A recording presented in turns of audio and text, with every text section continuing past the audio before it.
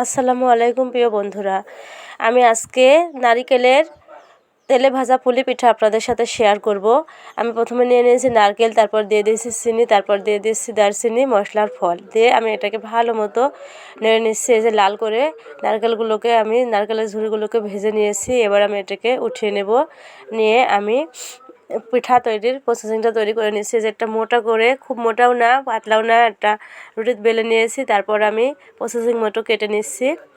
এরপর আমি ভেজে নেব নারকেলের তেলে ভাজা পুলি পিঠা। এটাকে যদি দুধ দিয়ে রান্না করা হয় তাহলে বলে দুধ পুলি, আর এটাকে যদি তেলে ভাজা হয় তবে বলা হয় তেলে ভাজা পুলি পিঠা।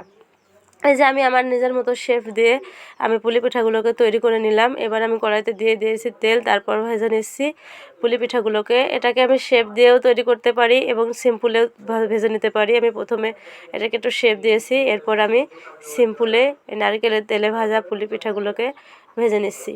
আমার ভিডিও যদি আপনাদের ভালো লেগে থাকে অবশ্যই লাইক, কমেন্টস এবং শেয়ার করবেন, ফলো দিয়ে আমার পাশে থাকবেন। অনেক দিন যাবৎ বড় ভিডিও দেওয়া হয় না, তাই ভাবলাম আজকে একটা বড় ভিডিও দেখাই। এই যে আমার পিঠার ফাইনাল লুক। সবাই ভালো থাকবেন। আল্লাহ হাফেজ।